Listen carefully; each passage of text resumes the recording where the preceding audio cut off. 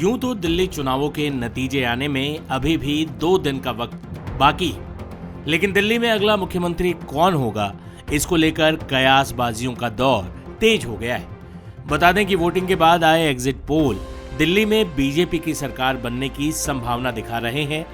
ऐसे में बीजेपी के अंदर भी अगले मुख्यमंत्री के चेहरे पर चर्चा तेज हो गई।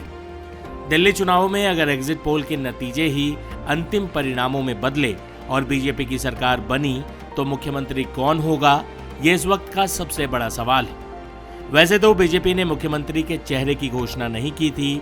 पीएम मोदी के नाम और केजरीवाल के विरोध के आधार पर ही बीजेपी चुनावी मैदान में थी, लेकिन कुछ चेहरे मुख्यमंत्री पद की रेस में निश्चित तौर पर सबसे आगे हैं। पहला नाम है प्रवेश वर्मा का। दिल्ली के पूर्व मुख्यमंत्री साहिब सिंह वर्मा के बेटे प्रवेश वर्मा एक चर्चित चेहरा है।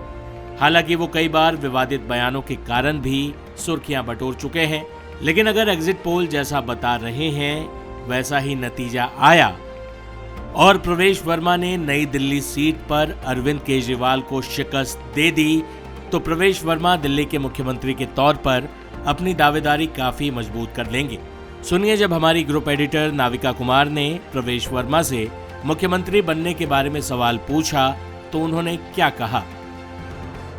प्रवेश वर्मा जी, बहुत बहुत आपने काम किया है अपनी सीट पर और बहुत बड़ा टारगेट आपने रखा है कि आपको अरविंद केजरीवाल जी को नई दिल्ली की सीट से हराना है। आज वोटिंग हो चुकी है, ईवीएम में वोट दर्ज हो चुके हैं। प्रवेश वर्मा जी, क्या कहेंगे, कितने कॉन्फिडेंट हैं आप कि यहां पर जीत बीजेपी की होगी और अरविंद केजरीवाल को आप हरा पाएंगे?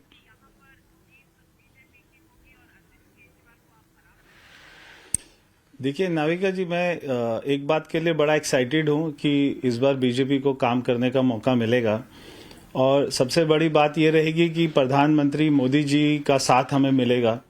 10 साल से ये हमारा दुर्भाग्य था और ये जो है खास तौर पे दिल्ली का दुर्भाग्य था कि मोदी जी के विजन को हम यहाँ पर दिल्ली में उसका फायदा नहीं उठा पा रहे थे। चाहे वो आयुष्मान योजना थी, चाहे वो यमुना रिवर फ्रंट की बात थी, बहुत सारे काम हम उनके साथ में मिलकर कर सकते थे। मगर हमको ये मौका मिलेगा कि देश की सरकार और दिल्ली की सरकार एक ही होगी, कोई झगड़ा नहीं होगा, कोई कारण नहीं होगा, सारे काम हमारे ही होंगे और हम दिल्ली के लोगों को करके दिखाएंगे। प्रवेश वर्मा जी, जो कहते हैं ना कि $1 बिलियन क्वेश्चन यही है कि क्या आप आम आदमी पार्टी को हरा पाएंगे, क्योंकि रुझान कुछ मिक्स्ड आए हैं एग्जिट पोल्स के, लेकिन उससे भी बड़ा सवाल, क्या आप अरविंद केजरीवाल को हरा पाएंगे, क्योंकि दावा आपका यही था।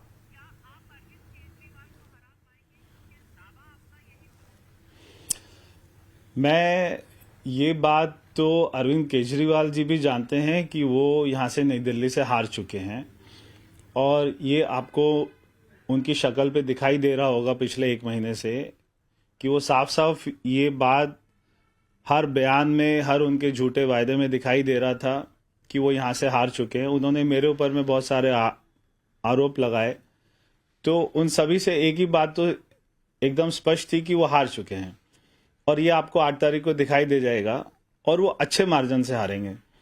देश के लोगों के अंदर में एक ये भ्रम था कि अरविंद केजरीवाल हार नहीं सकता है, तो ये सभी का भ्रम ये टूटेगा और आम आदमी पार्टी का ना तो कोई भूत था ना कोई भविष्य है और 8 तारीख को पूरी की पूरी आम आदमी पार्टी ही खत्म हो जाएगी। आप कह रहे हैं आम आदमी पार्टी खत्म हो जाएगी। अगर अरविंद केजरीवाल हारते हैं तो सबसे बड़ा कारण आप क्या कहते हैं?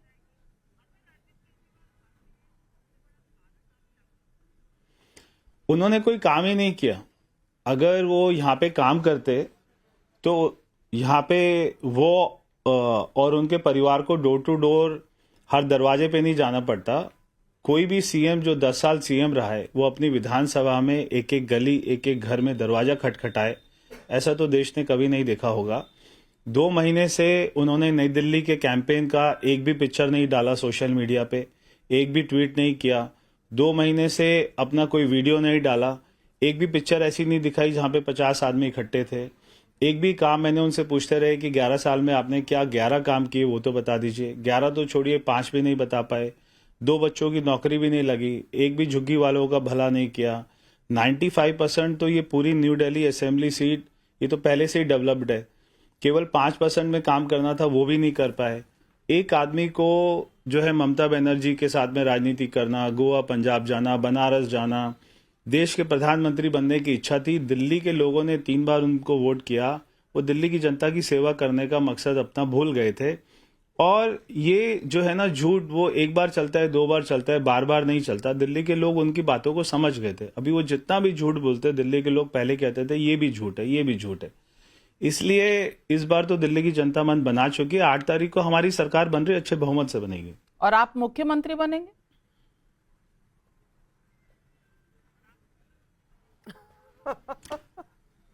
हाँ, आप मेरी सिफारिश करा दीजिए तो अच्छा रहेगा। मैं कौन होती हूँ किसी की सिफारिश कराने वाले, पर चर्चा चल रही है तो मैंने सोचा आपसे पूछ लूं, क्योंकि डायरेक्ट पूछना बेहतर रहता है।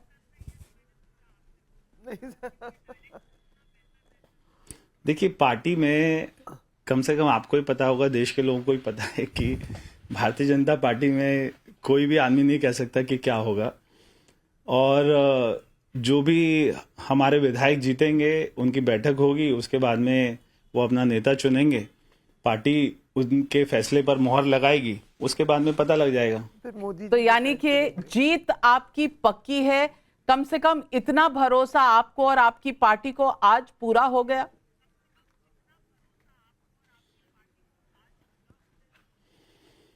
देखिए, अरविंद केजरीवाल जी को भी पूरा भरोसा है कि वो हार रहे हैं। चलिए 8 तारीख को देखते हैं क्या होगा। पर हाँ, एग्जिट पोल के रुझान जिस तरफ जा रहे हैं, बहुत से पोल्स बीजेपी को एज दे रहे हैं। हमारे साथ जुड़ने के लिए, हमसे बात करने के लिए बहुत धन्यवाद प्रवेश जी, और बहुत शुभकामनाएं आपको, आपकी अपनी सीट की जीत के लिए और आपकी पार्टी के लिए भी। मुख्यमंत्री के लिए बीजेपी की तरफ से वीरेंद्र सचदेवा का नाम भी सामने आ रहा है। वीरेंद्र सचदेवा दिल्ली के बीजेपी प्रदेश अध्यक्ष हैं। पूरे चुनावी अभियान को जिस तरह वीरेंद्र सचदेवा ने हैंडल किया, उसकी काफी तारीफ भी हो रही है। गृह मंत्री अमित शाह और बीजेपी अध्यक्ष जेपी नड्डा को भी वीरेंद्र सचदेवा पसंद हैं। ऐसे में वीरेंद्र सचदेवा भी बीजेपी की तरफ से मुख्यमंत्री का चेहरा हो सकते हैं। वहीं अगर बीजेपी की सरकार बनी तो मनोज तिवारी भी मुख्यमंत्री के चेहरे के तौर पर एक विकल्प हो सकते हैं। मनोज तिवारी लगातार तीसरी बार नॉर्थ ईस्ट दिल्ली से सांसद चुने गए हैं। 2024 के चुनावों में वो इकलौते ऐसे दिल्ली के सांसद थे जिनका टिकट नहीं कटा। मनोज तिवारी दिल्ली के प्रदेश अध्यक्ष भी रह चुके हैं।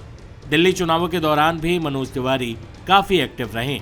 इसके अलावा हाल ही में दिल्ली में पूर्वांचली वोटर्स का मुद्दा छाया रहा, लिहाजा पूर्वांचल के चेहरे के तौर पर मनोज तिवारी के सर मुख्यमंत्री का सेहरा सज जाए तो आश्चर्य नहीं होना चाहिए।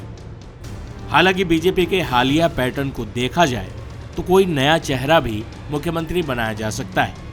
जिस तरह छत्तीसगढ़, मध्य प्रदेश और राजस्थान में बिल्कुल ही अनजान चेहरों को मुख्यमंत्री बनाया गया। हालांकि इन तमाम संभावनाओं पर बात तभी आगे बढ़ पाएगी जब 8 फरवरी को चुनाव आयोग द्वारा घोषित नतीजों में भी वही नतीजे आए जो एग्जिट पोल बता रहे हैं।